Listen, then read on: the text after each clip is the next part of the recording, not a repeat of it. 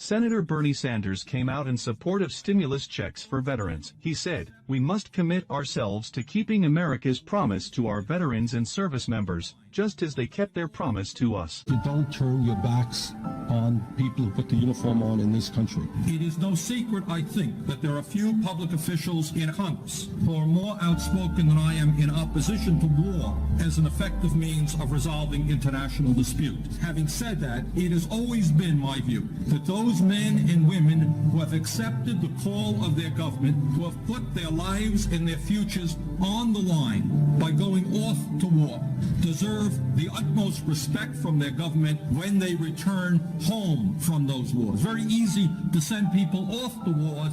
In fact, it takes a little bit more courage 30 or 40 years later to remember those people when they are suffering some terrible problems. You're a veteran, and a lot of them are homeless today, and you're out in the streets. You can't get the help you wanted. I would suggest that if the United States can start a war and go off budget to do it, that they can certainly take care of the veterans and do the service that they're contracted to do and that they promised to do. You know, we may argue as a democracy about the wisdom of this or that war, but I hope that there is no disagreement that for the men and women who put their lives on the line doing their duty and defending our country, they deserve the best quality care that we can provide them. When you hear various people in Congress, outside of Congress, talking about sweeping budget deficit programs, veterans should be aware that many of these programs have in mind the balancing of the budget on the backs of the elderly, or in this case, on the backs of the veterans. We have a contract with our veterans, and that contract cannot be reneged upon. Taxing those people who have the ability to pay more in taxes and who are not, cutting back in military spending in general, so that in fact we can adequately fund Medicare,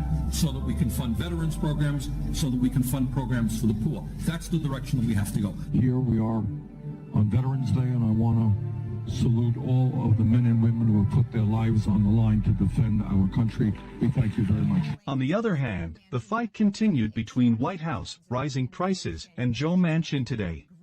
And we know the support of Senator Joe Manchin will again be critical in passing a social spending bill.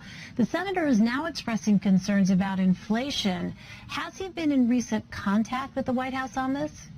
I don't think the White House has ever stopped contacting Joe Manchin. The question is whether the president has personally engaged and picked up the phone and tried to call who he considers a friend.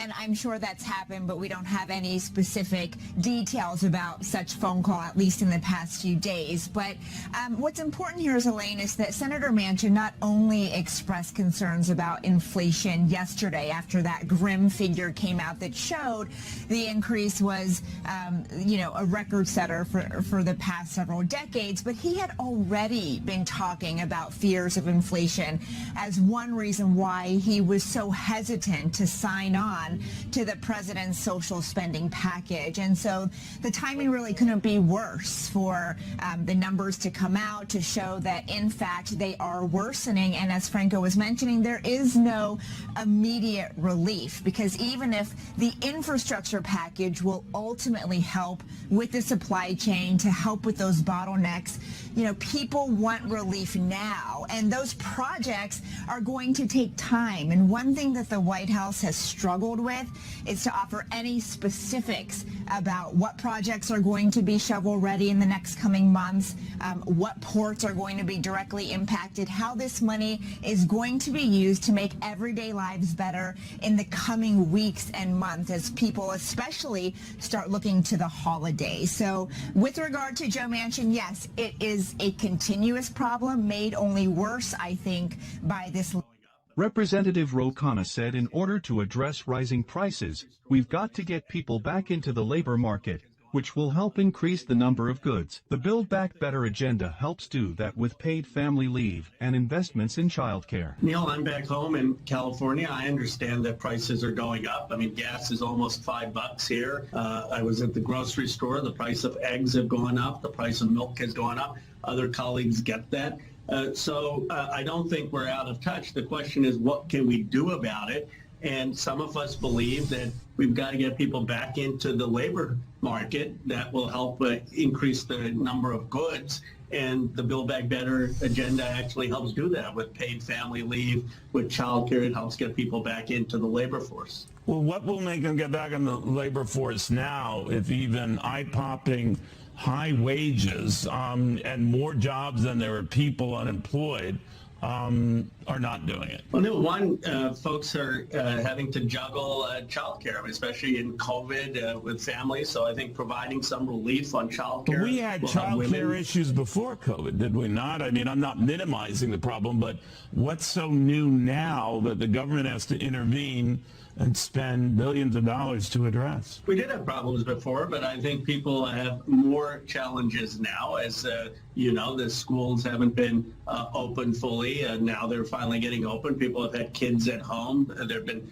anxiety issues. There have been health issues. Some paid family leave will help get people back in. And in general, it provides more incentive for people to work. The Earned Income Tax Credit in the Build Back Better is an incentive for people to work. So there are a lot of things in there that are going to increase the labor supply. And also, by the way, investments in the ports and the infrastructure bill, investments in bringing manufacturing back will help increase the supply chains. But it's a difficult problem. I mean, some of us... Do you think the president's on top of it, though, Congressman? The rap against him, especially yesterday in his remarks, and he was shocked at the price of gasoline, but average Americans could tell him, and you just mentioned it because you probably go to the gas station and see for yourself, and but that the president seems aloof, detached, out of touch. What do you think? That has not been my experience, Neil. I mean, I have spoken to him a number of times, and he's down to earth. He gets it. I mean, he's someone who's filled his own gas tank. He's gone and shopped to grocery stores. Yeah, but he seemed genuinely shocked at these prices, and and at a loss to see what he could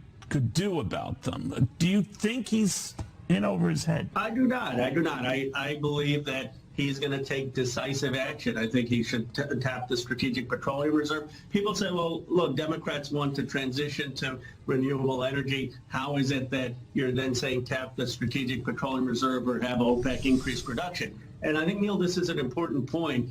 That's right now.